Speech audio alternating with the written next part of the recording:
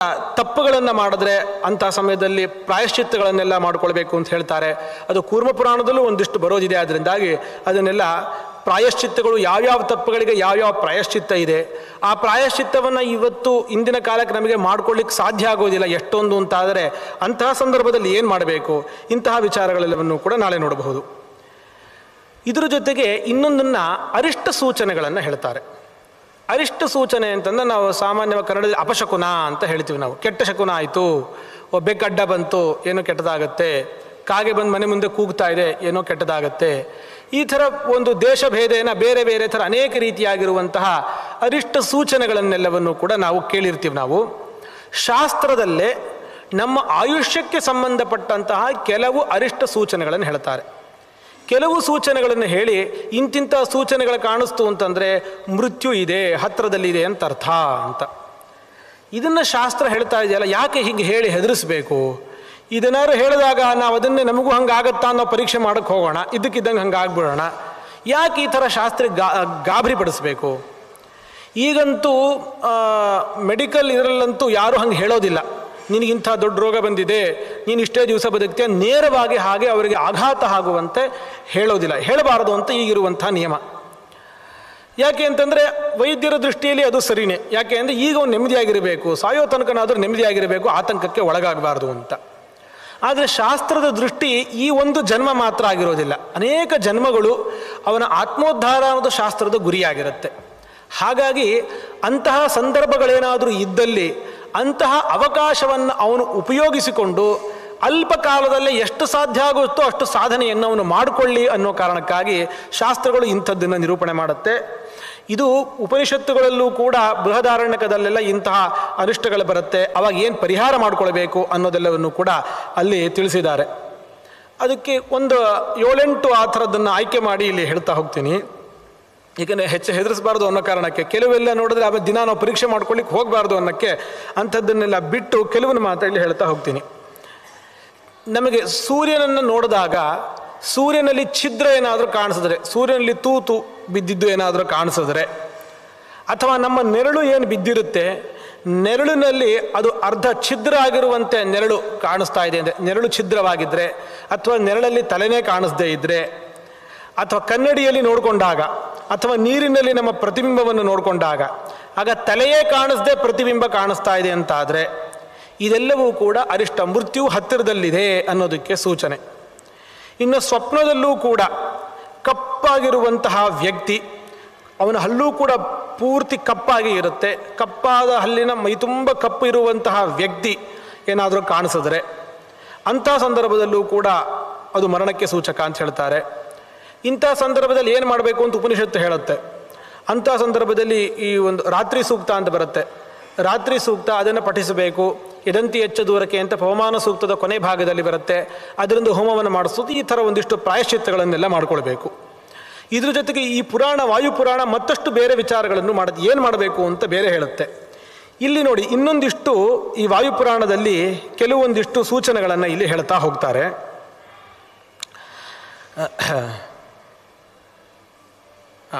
ಯಾರಿಗೆ ಹುಣ್ಣಿಮೆ ದಿವಸ ಸ್ಪಷ್ಟವಾಗಿ ಮೋಡ ಇಲ್ಲ, ಏನೂ ಇಲ್ಲ, ಚಂದ್ರ ಕಾಣಿಸ್ತಾನೆ, ಚಂದ್ರನ ಬೆಳದಿಂಗಳೇ ಕಾಣಿಸೋದಿಲ್ಲ ಅಂತ ಆಗಿದ್ದರೆ, ಯೋನ ಪಶ್ಯೆ ಸನೋ ಜೀವೇ ನರ ಸಂವತ್ಸರಾತ್ಪರಂ, 1 ವರ್ಷಕ್ಕಿಂತ ಹೆಚ್ಚು ಬದುಕೋದಿಲ್ಲ ಅವನು ಅಂತ ಅರ್ಥ. ಆಮೇಲೆ ಸೂರ್ಯ ಕಾಣಿಸ್ತಾನೆ, ಸೂರ್ಯನಲ್ಲಿ ಎಂಥ ಬಿಸಿಲಿದ್ರೂ ಕೂಡ ಸೂರ್ಯನಲ್ಲಿ ರಶ್ಮಿಯೇ ಕಾಣೋದಿಲ್ಲ ಅಂತ ಆದರೆ ಅವಾಗೂ ಅನಿಷ್ಟಕ್ಕೆ ಸೂಚನೆ. ಮತ್ತು ತಾವು ಹೆಜ್ಜೆ ಇಟ್ಟಾಗ, ಹೆಜ್ಜೆ ಇಡ್ತಾ ನಡುತ್ತಾ ಹೋದಾಗ, ಎಲ್ಲಿ ಪಾಂಸುಲೆ ಅಗ್ರತಃ ಪೃಷ್ಠತೋ ವಾಪಿ ಖಂಡಂ ಯಸ್ಯ ಪದಂ ಭವೇತ್ ಪಾಂಸುಲೆ ಕರ್ದಮೇ ವಾಪಿ ಸಪ್ತಮಾಸಾನ್ ಸಜೀವತಿ.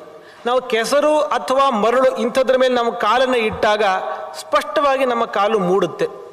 ಆದರೆ ಎಷ್ಟು ಜೋರಾಗಿ ಕಾಲಿಟ್ಟರೂ ಕೂಡ ಕಾಲಿನ ಅರ್ಧ ಭಾಗ ಮಾತ್ರ ಮೂಡ್ತಾನೇ ಇಲ್ಲ, ಏನಾದರೂ ಮೂಡ್ತಾ ಇಲ್ಲ ಅಂತಾದರೆ ಹಾಗಾದರೆ ಅವನಿಗೆ 7 ತಿಂಗಳಷ್ಟು ಆಯಸ್ಸಿದೆ ಅಂಥೇಳಿ ಅರ್ಥ ಮಾಡ್ಕೊಳ್ಬೇಕು.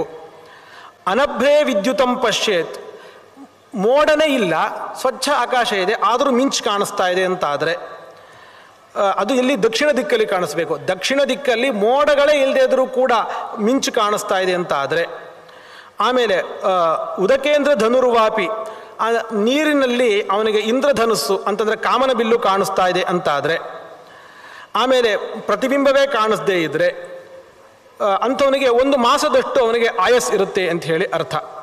ಹೀಗೆ ಆಕಾಶದಲ್ಲಿ ಮೋಡ ಇಲ್ಲದೇನೂ ಕೂಡ ನಮಗೆ ಕಾಮನ ಬಿಲ್ಲು ಯಾವಾಗ ಕಾಣುತ್ತೆ?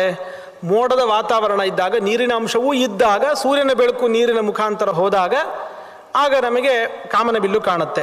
ಆದರೆ ಅದೇನೂ ಇಲ್ಲದೇನೆ ನಮಗೆ ಕಾಮನ ಬಿಲ್ಲು ಕಾಣಿಸ್ತಾ ಇದೆ ಹಾಗೆ ಅಂತಾದರೆ ಅದು ಕೂಡ ಅನಿಷ್ಟಕ್ಕೆ ಸೂಚನೆ ಆಗುತ್ತೆ.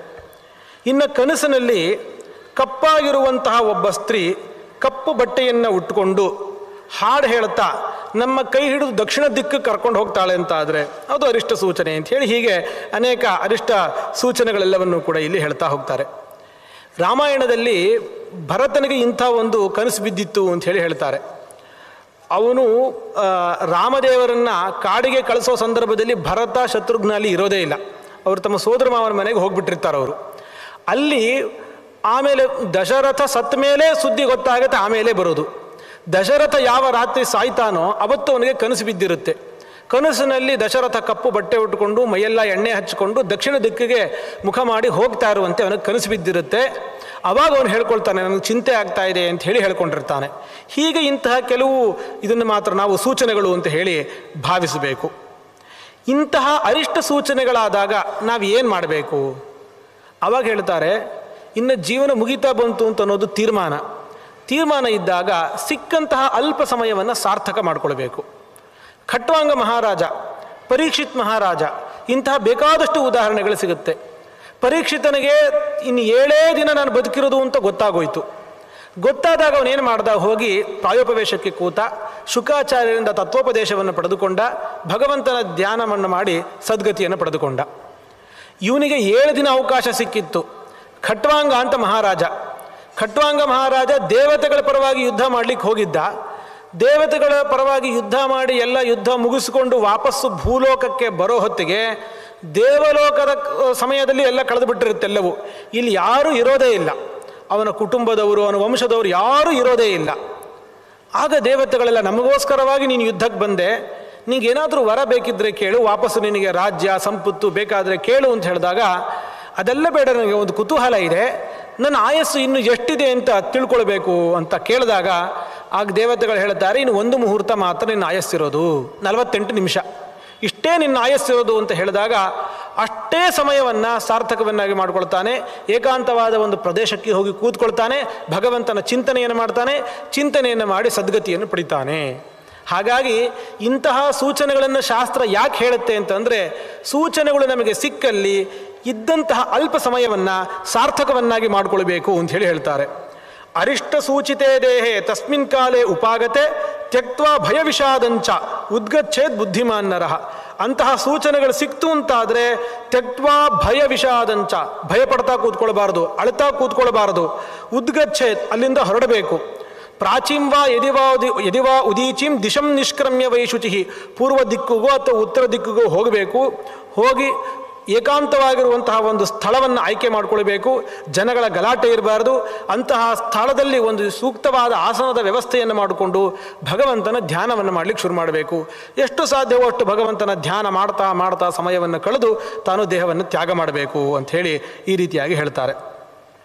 ಅಂದರೆ ಸಮಯವನ್ನು, ಸಿಕ್ಕಂತಹ ಅಲ್ಪ ಸಮಯವನ್ನು ಕೂಡ ಸಾರ್ಥಕ ಮಾಡಿಕೊಳ್ಳಿಕ್ಕೆ ಅವಕಾಶ ಆಗಬೇಕು ಅನ್ನೋ ಕಾರಣಕ್ಕೆ ಶಾಸ್ತ್ರದಲ್ಲಿ ಇಂಥ ವಿಚಾರಗಳನ್ನೆಲ್ಲ ನಿರೂಪಣೆ ಮಾಡ್ತಾರೆ.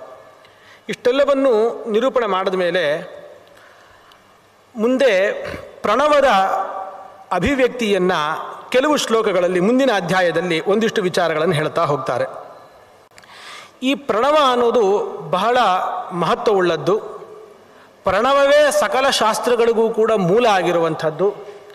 ಹೆಚ್ಚು ನಿಮಗೆ ಗೊತ್ತಿರುವಂಥ ವಿಚಾರವನ್ನೇ ಹೇಳಲಿಕ್ಕೆ ಹೋಗೋದಿಲ್ಲ. ಪ್ರಣವದಿಂದಲೇ ಸಕಲ ವೇದಗಳ ಅಭಿವ್ಯಕ್ತಿ, ಇದೆಲ್ಲ ನೀವು ಕೇಳೇ ಇರ್ತೀರಿ ನೀವು. ಆದರೆ ಪ್ರಣವದ ಮಹತ್ವ ಏನಿದೆ ಅದನ್ನು ಇಲ್ಲಿ ಹೇಳಬೇಕು. ಅಥರ್ವಣೋಪನಿಷತ್ತು ಪ್ರಣವ ಉಪಾಸನೆಯ ಬಗ್ಗೆ ಒಂದು ಮಾತನ್ನು ಹೇಳುತ್ತೆ. ಅಥರ್ವಣೋಪನಿಷತ್ತಿನಲ್ಲಿ ಏನಿದೆ ಅದೇ ಶ್ಲೋಕವನ್ನು ಈ ವಾಯುಪುರಾಣವೂ ಕೂಡ ಹೇಳುತ್ತೆ. ಧನುರ್ಗೃಹೀತೌಪನಿಷದಂ ಮಹಾಸ್ತ್ರಂ ಶರಂ ಶುಪಾಸ ನಿಶಿತಂ ಸಂದಧೀತ ಆಯಮ್ಯ ತದ್ಭಾವಗತೇನ ಚೇತಸ ಲಕ್ಷ್ಯಂ ತದೇವಾಕ್ಷರಂ ಸೌಮ್ಯ ವಿದ್ಧಿ. ಭಗವಂತನನ್ನು ನಾವು ಪಡೆದುಕೊಳ್ಬೇಕು ಅಂತಂದರೆ ಅದು ಬೇಟೆಯಾಡದಂತೆ, ದೇವರನ್ನ ಬೇಟೆಯಾಡೋದು ಅಂತ ಹೇಳ್ತಾರೆ. ಬೇಟೆಯಾಡೋದು ಹೇಗೆ? ಒಂದು ಬಿಲ್ಲು ಬಾಣ ಎರಡು ಬೇಕಾಗತ್ತೆ, ಅತ್ಯಂತ ಏಕಾಗ್ರವಾಗಿರುವಂತಹ ದೃಷ್ಟಿ ಬೇಕಾಗತ್ತೆ. ಇಷ್ಟೆಲ್ಲ ಇತ್ತು ಅಂತಂದರೆ ಒಂದು ಮೃಗವನ್ನು ಒಬ್ಬ ಬೇಟೆಗಾರ ಬೇಟೆಯಾಡ್ತಾನೆ. ಹಾಗೆ ನಾವು ಕೂಡ ಭಗವಂತನನ್ನು ಬೇಟೆಯಾಡಬೇಕು ಅಂತ ಉಪನಿಷತ್ತು ಹೇಳುತ್ತೆ. ಧನುರ್ಗೃಹೀತ್ವ ಔಪನಿಷದಂ, ಒಂದು ಧನಸ್ಸು. ಯಾವ ಧನಸ್ಸು, ಯಾವ ಬಿಲ್ಲನ್ನು ನಾವು ತೆಗೆದುಕೊಳ್ಬೇಕು? ಔಪನಿಷದಂ, ಶ್ರುತಿ ಹೇಳುವಂಥ ಒಂದು ಬಿಲ್ಲಿದೆ, ಅದನ್ನು ತೆಗೆದುಕೊಳ್ಬೇಕು. ಶರಂ ಹ್ಯುಪಾಸಾ ನಿಶಿತಂ, ಉಪಾಸನೆಯಿಂದ ಚೆನ್ನಾಗಿ ಸಾಣೆ ಹಿಡಿದು ಚೆನ್ನಾಗಿ ತೀಕ್ಷ್ಣವನ್ನಾಗಿ ಮಾಡಿರುವಂತಹ ಬಾಣವನ್ನು ತೆಗೆದುಕೊಳ್ಬೇಕು. ಆಯಮ್ಯ, ಚೆನ್ನಾಗಿ ಅದನ್ನು ಎಳೆದು ತದ್ಭಾವಗತೇನ ಚೇತಸ, ಮನಸ್ಸಿಗೆ ಸಂಪೂರ್ಣ ಏಕಾಗ್ರತೆಯನ್ನು ತಂದುಕೊಂಡು ತದೇವಾಕ್ಷರಂ ಸೌಮ್ಯ ವಿಧಿ, ಭಗವಂತ ಅಕ್ಷರ ಅಂದರೆ ಭಗವಂತ, ಭಗವಂತನನ್ನು ಗುರಿ ಇಟ್ಟು ಆ ಶರವನ್ನು ಪ್ರಯೋಗ ಮಾಡಬೇಕು ಅಂತ. ಯಾವುದು ಶರ, ಯಾವುದು ಧನಸ್ಸು ಅಂತಂದರೆ ಅದನ್ನು ಕೂಡ ಉಪನಿಷತ್ತೇ ಹೇಳುತ್ತೆ. ಪ್ರಣವೋ ಧನುಹು ಶರೋ ಹ್ಯಾತ್ಮ ಬ್ರಹ್ಮತಲ್ ಲಕ್ಷ್ಯ ಮುಚ್ಚತೆ ಅಪ್ರಮತ್ತೇನ ವೇಧವ್ಯಂ ಶರವತ್ ತನ್ಮಯೋ ಭವೇತ್. ಯಾವುದು ಬಿಲ್ಲು ಅಂದರೆ ಪ್ರಣವ. ಪ್ರಣವ ಅನ್ನೋದೇ ಬಿಲ್ಲು. ಅದಕ್ಕೆ ನಾವು ನಮ್ಮ ಮನಸ್ಸು ಅನ್ನುವಂತಹ ಬಾಣವನ್ನು ಸೇರಿಸಬೇಕು ಅಂತ ಹೇಳ್ತಾರೆ. ಶರೋಹಿ ಆತ್ಮ, ಮನಸ್ಸು. ಮನಸ್ಸು ಭಗವಂತನನ್ನು ಕುರಿತು ಹೋಗಬೇಕಾಗಿದೆ. ನಮ್ಮ ಮನಸ್ಸನ್ನು ಎಲ್ಲಿ ಗುರಿ ಇಟ್ಟು ಕಳಿಸಬೇಕಾಗಿದೆ? ಭಗವಂತನಲ್ಲಿ ಗುರಿ ಇಟ್ಟು ಕಳಿಸಬೇಕಾಗಿದೆ. ಈ ಕೇವಲ ಬಾಣ ಇದ್ದರೆ ತಾನಾಗಿ ಹೋಗೋದಿಲ್ಲ, ಅದಕ್ಕೆ ಬಿಲ್ಲು ಬೇಕು. ಬಿಲ್ಲಿಗೆ ಬಾಣವನ್ನು ಹೂಡಬೇಕು.